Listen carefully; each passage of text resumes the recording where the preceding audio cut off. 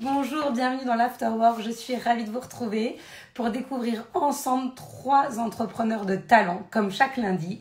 Merci à BPI France et à la Tribune de soutenir ce programme et ces entrepreneurs, des entrepreneurs français et engagés et qui font bouger les lignes. Donc au programme aujourd'hui, on sera avec Ludvina qui fait une ligne de cosmétiques solide, mais efficace, parce qu'il y a beaucoup de cosmétiques solides.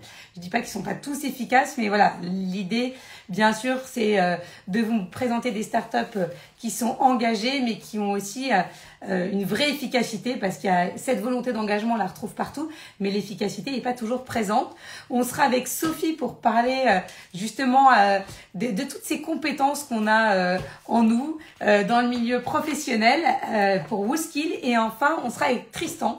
Et Tristan, c'est un énorme coup de cœur qui a fondé, alors je sais pas si on dit OCNI, pour objets culinaires non identifiés.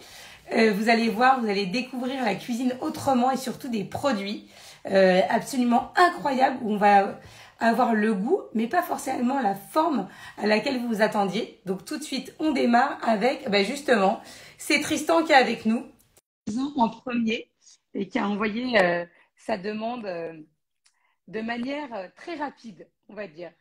Donc j'attends, voilà. Bonjour Tristan, ça va? Bonjour Laura, ça va très bien, merci beaucoup. C'est bien objet culinaire ou à un moment je me suis dit c'est peut-être, je sais plus si c'est, il y a pas, j'ai pas C'est inversé, presque ça, objet presque ça. comestible non Comestible, identifié. ouais. C'est ça, mais Mais ça c'est peut bon être aussi, ça culinaire. marche avec culinaire. Hein. Ça marche Ça très bien marche avec aussi. culinaire. Tout à Moi fait. j'ai eu un énorme coup de foudre, quoi. C'est Merci, génial. Tes produits ils sont extraordinaires et c'est pas ça fait plaisir. uniquement, voilà, c'est l'idée est bonne. Elle est très originale, mais surtout, elle est efficace. Alors, est-ce que tu peux nous faire un petit pitch?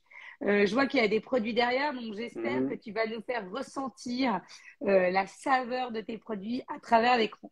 On pourra tout faire sauf les goûter, donc je vais tout faire Oui, pour. c'est ça. Donc, Ocni, c'est une entreprise qui est spécialisée en innovation alimentaire, qu'on a créée avec mon associé Benoît en 2014.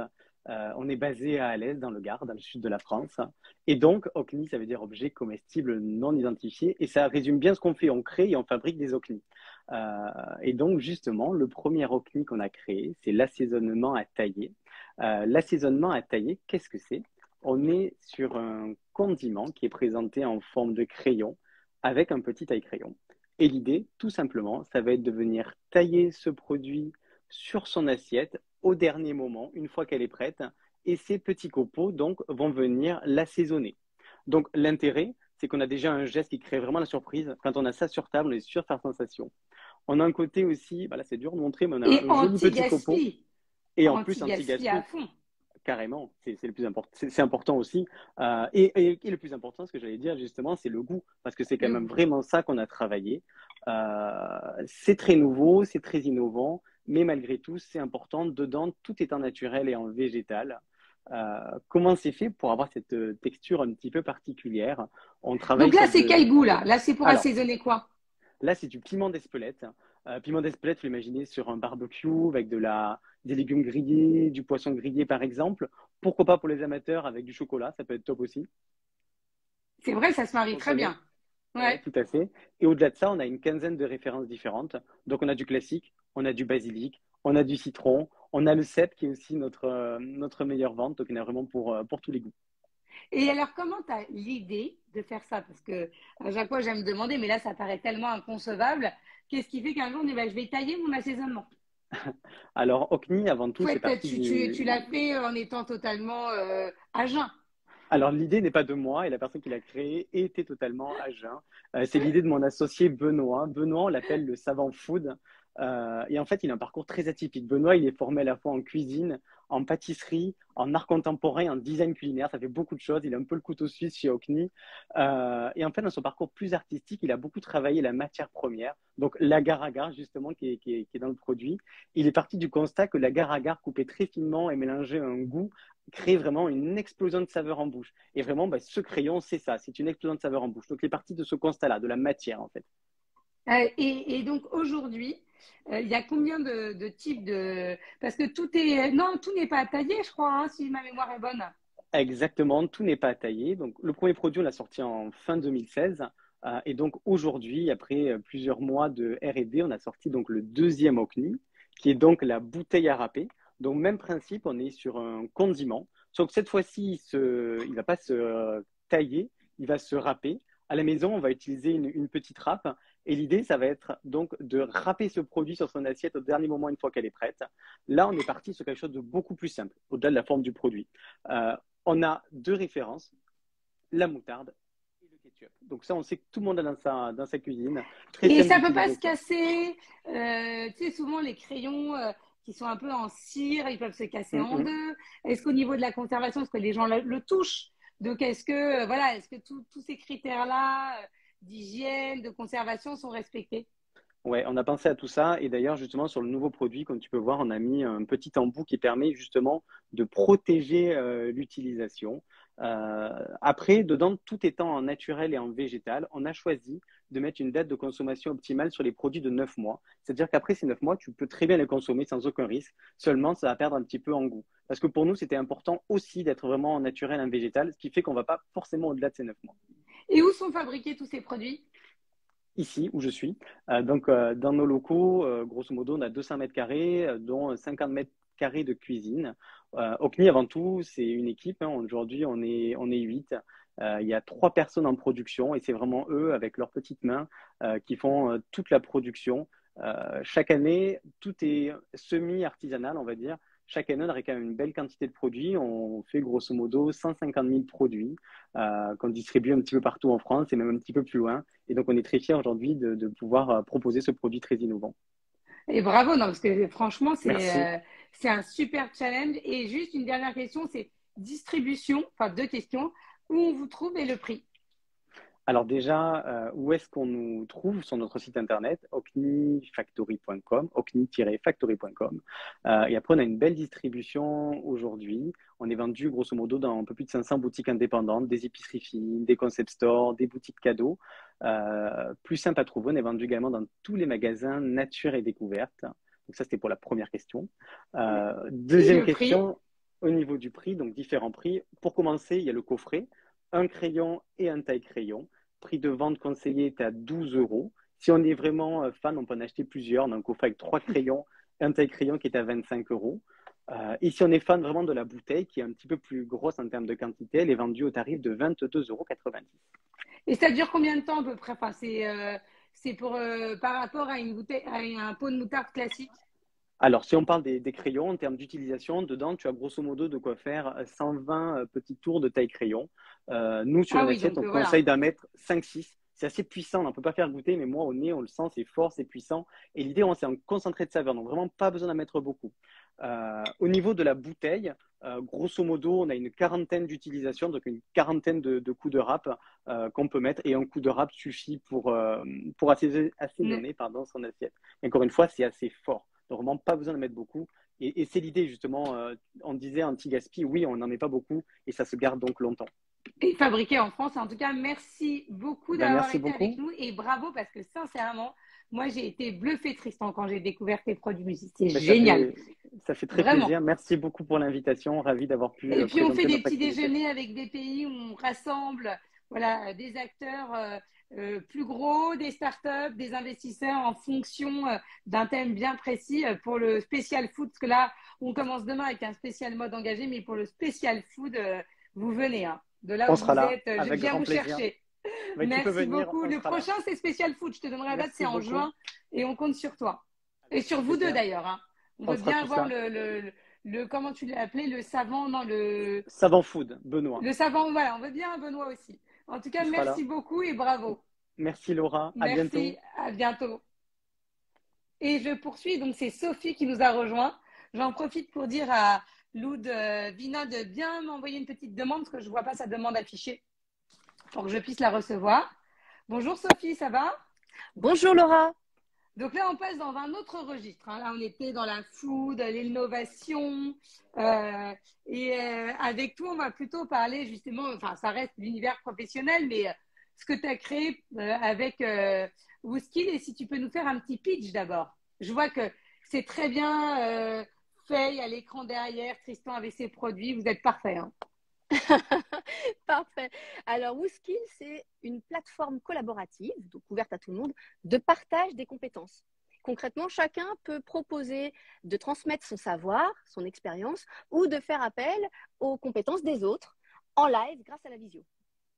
Et donc, par rapport à ce qui parce qu'il y a des plateformes où on peut trouver des talents, ça s'est beaucoup développé pendant le Covid. Toi, comment tu te démarques et quelle est la particularité de la plateforme?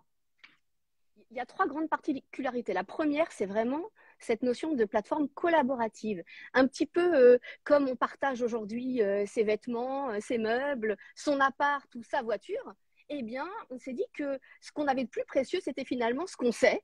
Et donc, sur WooSkill, on partage ce qu'on sait. On peut tous être apprenants ou sachants. Tristan peut venir proposer des sessions pour nous expliquer comment assaisonner un plat. Voilà, tout le monde peut être skiller. Et alors, Deuxième… Oui. Vas-y, je te laisse. Oui, la deuxième spécificité, c'est qu'on est généraliste. Donc, on couvre tout un tas d'univers. On n'a pas une verticale déterminée. Vous pouvez trouver du yoga, de la cuisine, du soutien scolaire. Et puis, la troisième spécificité, c'est que tout est intégré sur la plateforme de la recherche du skiller parfait, c'est-à-dire du talent parfait, à la visio lorsqu'on fait une session en live. Et alors, est-ce qu'on n'a pas tendance à se perdre? Parce que si, comme tu le dis, vous êtes hyper généraliste, comment on s'y retrouve? Est-ce qu'on y va avec un objectif précis? Est-ce qu'on y va en disant, tiens, je vais voir ce que je peux apprendre? Ou est-ce que, après, il y a le moteur de recherche qui est très performant, j'imagine. Mais voilà, comment on fait pour… Est-ce qu'il y a vous arrivez en fonction de chaque personne à lui proposer des skieurs qui lui correspondent, oui, tu m'as compris, ce qui lui correspondent le mieux. Est-ce que vous aidez dans son parcours? Alors, pour celui qui va transmettre son savoir, voilà, on fait appel à lui, il poste sûrement une vidéo, tu vas nous l'expliquer, mais pour celui qui arrive, comment s'y retrouver? Il y a 2 façons d'arriver sur WooSkill. La première, c'est qu'on a été chercher les personnes en fonction de leur centre d'intérêt. Donc, on achète des mots-clés sur Google, on fait de la pub digitale, et donc là, on cible des centres d'intérêt bien particuliers. Vous voulez une séance de yoga, vous voulez un coaching de la mémoire avec un athlète de la mémoire, et en fonction de l'intérêt suscité, les gens viennent chez nous et ils savent ce qu'ils veulent y trouver.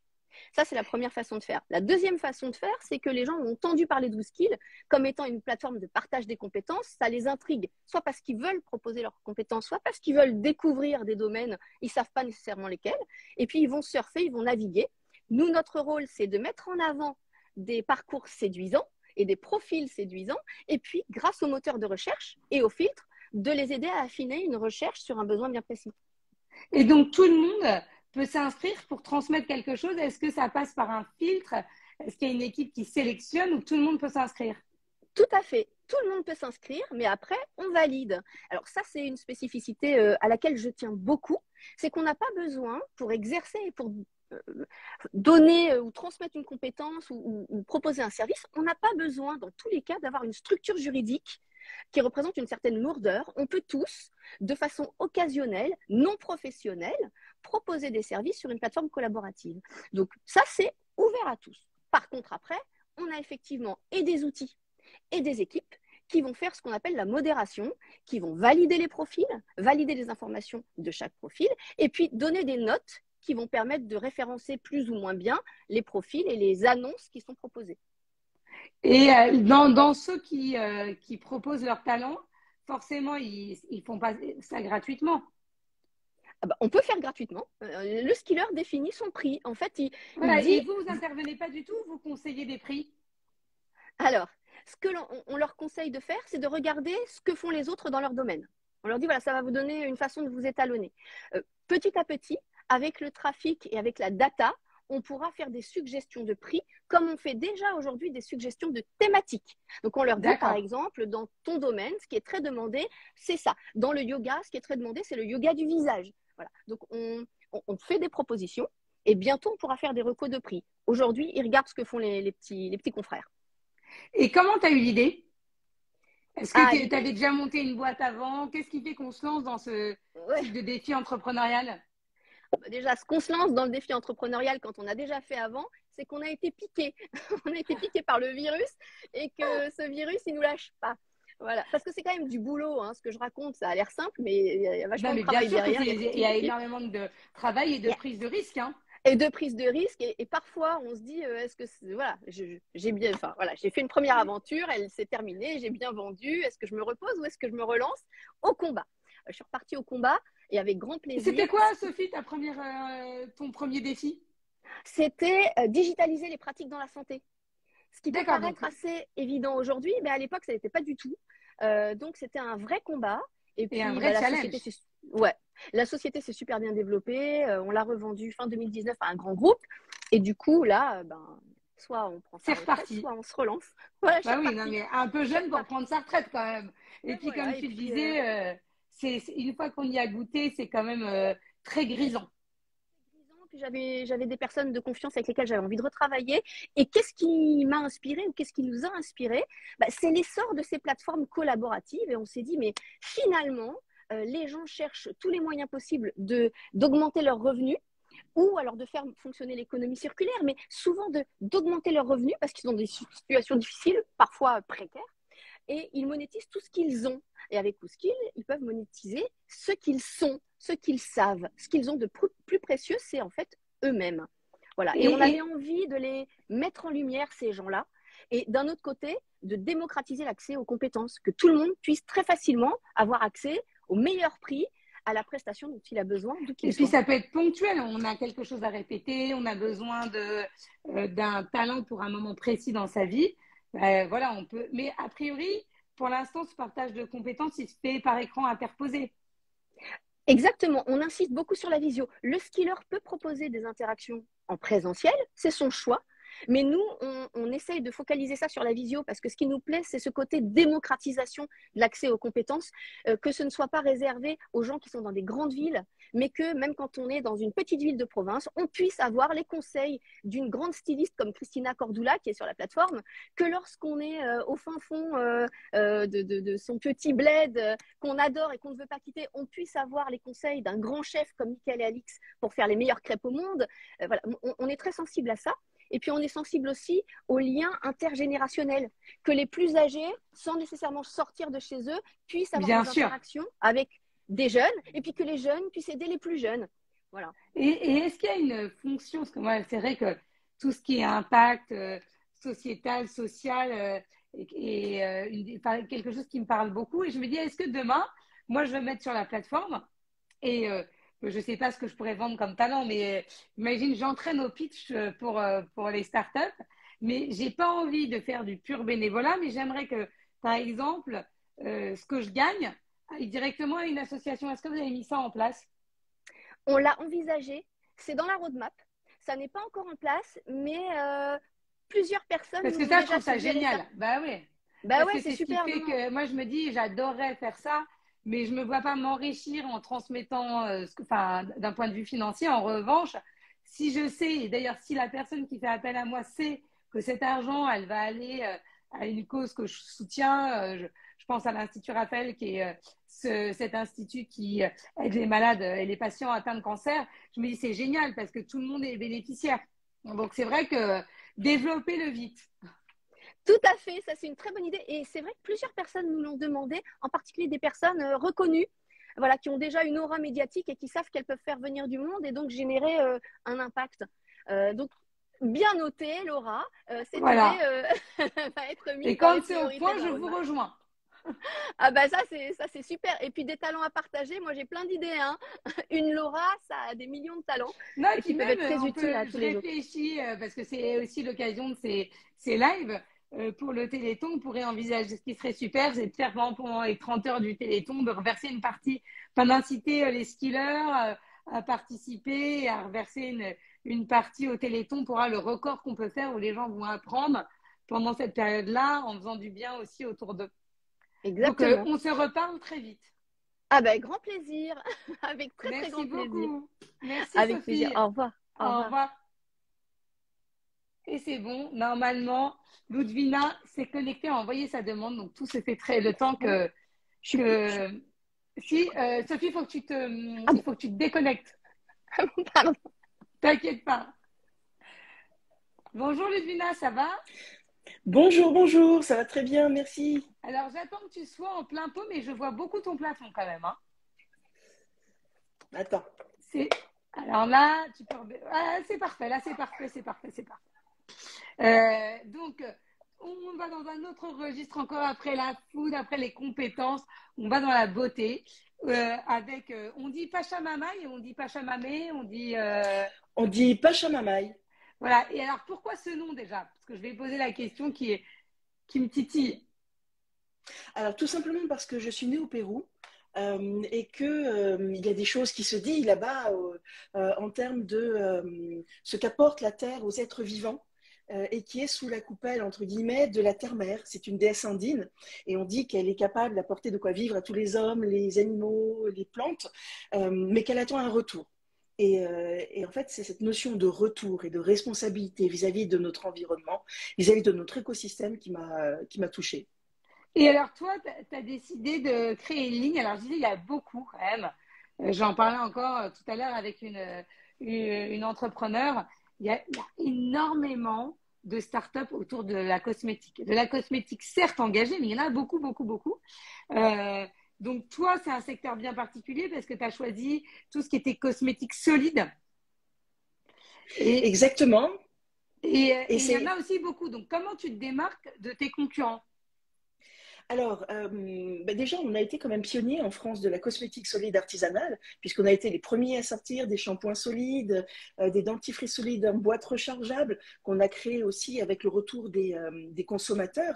Et je crois que ce qui nous a toujours porté, c'est la conviction qu'on pouvait innover et sans arrêt proposer des choses pour embarquer avec nous des personnes qui avaient envie de consommer mieux, de consommer bon, et surtout d'apporter quelque chose finalement dans les changements de ce monde. Et comment tu as eu l'idée? Qu'est-ce qui fait que...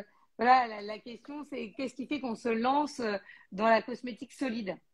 C'est les avoir L'amour. découverts ailleurs, l'amour. L'amour pour ce qu'on fait, c'est sûr, j'espère, ou l'amour pour quelqu'un d'autre.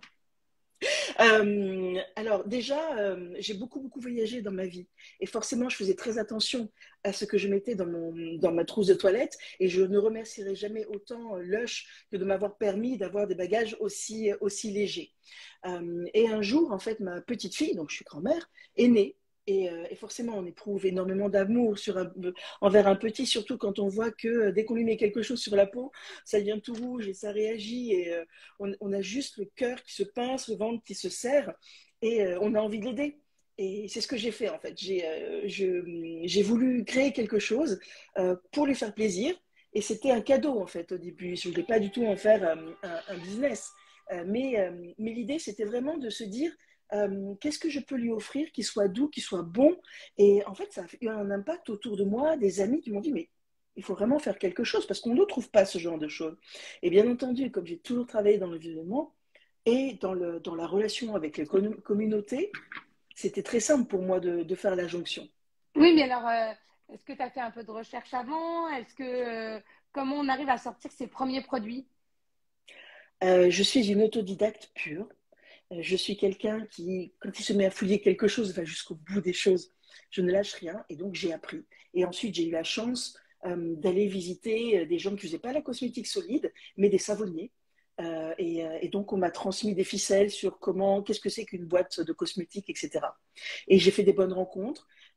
J'ai utilisé mes ressources habituelles qui sont la connexion, le réseau, parce que j'étais ici d'un milieu universitaire, donc le réseau, c'est très spontané. Donc, je me suis tout de suite mis à fonctionner en réseau, avec le réseau VRAC, avec tout ce qui était véganisme, etc. Et c'est comme ça qu'on s'est positionné. Et aujourd'hui, alors, est-ce que tu as des produits à côté de toi pour nous montrer? Et quelle est la gamme pour qu'on comprenne pour ceux qui ne connaissent pas? Voilà, alors je vais peut-être faire une petite rétrospective avant. J'ai parlé de savon, de shampoing, de dentifrice. Et en fait, ce qu'il faut savoir, c'est que on a mis tellement de cœur à faire tout ça qu'on a eu une démarche extrêmement qualitative dans nos produits. Et il y a très peu de temps, on a été contacté par la ville de Paris pour nous aider à monter une gamme d'incitation aux gestes éco-citoyens. Et donc, on est parti sur 5 produits. Donc, un savon à froid, un shampoing solide. Alors, je ne sais pas si tout le monde sait ce que c'est, mais voilà, ça ressemble à ça. On frotte, on mouille, on passe sur les cheveux humides. Et l'intérêt d'un petit produit comme ça, c'est que ça va vous durer 2 fois plus longtemps qu'un flacon en plastique, sauf que vous n'avez pas le plastique. Vous avez juste un étui cartonné que vous allez pouvoir mettre au recyclage. Ou même si vous allez faire vos courses dans une boutique zéro déchet de vrac, finalement, vous pouvez avoir zéro déchet. Je parlais tout à l'heure de notre dentifrice solide. Ça ressemble à ça. Vous avez une brosse à dents que vous frottez dessus et vous vous brossez les dents. C'est un peu austère hein, comme produit. C'est pour ça qu'on a progressé progressivement et petit à petit. Et on a proposé des dentifrices à croquer de ce type-là. Et on a continué à écouter ce qui se passait et on s'est rendu compte que tous ceux qui avaient déjà un engagement spécifique sur le zéro déchet, sur la préservation de la nature, sur les produits sains, étaient déjà convaincus par nos produits. Mais je voulais qu'on aille encore plus loin, qu'on embarque d'autres personnes qui avaient envie de faire bien et de faire bon, mais qui étaient peut-être un peu rebutées par le côté un peu austère, changement de comportement, changement de texture, changement de goût, changement de sensorialité. Et donc, on vient de sortir, alors il est bientôt en vente dès début juin, un dentifrice avec des pastilles solides que l'on met dans le flacon. On en met 3, on rajoute de l'eau chaude, on attend 12 heures, on mélange et on obtient un dentifrice qui finalement va complètement se rapprocher des tubes de dentifrice en plastique, sachant qu'on en jette, si je ne me trompe pas, 1500 tonnes par an en France. C'est sûr, et c'est une super idée et ça me fait penser aussi, et franchement, ils sont canons ces dentifrices, aux produits ménagers dont on a parlé ici dans l'afterwork, où effectivement, quand on sait qu'un produit ménager, c'est 95% d'eau, on dissout juste une poudre et ils sont aussi efficaces. Et rien que voilà, quand on commande, on a juste les recharges à acheter plutôt que ces grosses bouteilles en plastique. En tout cas, c'est canon. Et est-ce que tu pourrais nous donner une petite estimation, enfin une estimation, mais d'ailleurs, les prix, plutôt voilà, la fourchette, à partir de quel montant on peut tester tes produits? Exactement. Alors, c'est très simple. On va vendre un starter pack avec le flacon en verre, plus les 3 pastilles qui équivalent à un tube de 75 ml, 13 €. Ensuite, pour toutes les recharges que vous allez acheter, ça ressemblera un petit peu à une boîte de ce type-là, avec 6 pastilles, donc l'équivalent de 2 tubes. Et ces 2 tubes vont vous coûter 7,90 €. Donc en fait, ça revient à 3,75 € le dentifrice pour un produit qui est certifié Cosmos et qui est fabriqué en France, qui a toutes les vertus nécessaires pour se brosser les dents comme on l'attend et tout un impact positif aussi sur l'environnement. Donc en fait, on reste sur des gammes de prix extrêmement et très raisonnable. Et dernière petite question, où est-ce qu'on te trouve? Question importante. Alors, question essentielle. Donc déjà, vous allez pouvoir nous trouver très prochainement sur notre site internet. D'ailleurs, on est déjà en prévente dessus.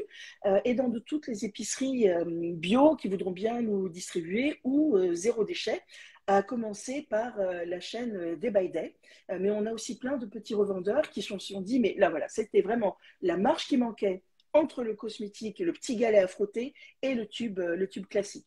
Non, mais c'est extra parce qu'en fait, ça me fait penser, c'est pas si éloigné d'Opni, parce que les moutardes à tailler, on repart sur du solide pour éviter le gaspillage. Donc finalement, c'est une vraie tendance qui s'applique dans plein de domaines. Et bravo et merci, Ludvina, d'avoir été avec nous. Merci avec beaucoup. Grand plaisir. Et à très vite. Merci, au revoir. Et merci à tous de nous avoir suivis pendant que Ludvina se déconnecte. Moi, je vous dis à lundi prochain pour un nouvel Afterwork, toujours avec BPI et la Tribune. Et heureusement que c'est avec BPI et la Tribune, où on met en avant voilà, tous ces entrepreneurs qui ont des idées très originales, efficaces et toujours très, très engagées. Passez une très, très belle semaine. Ciao à tous.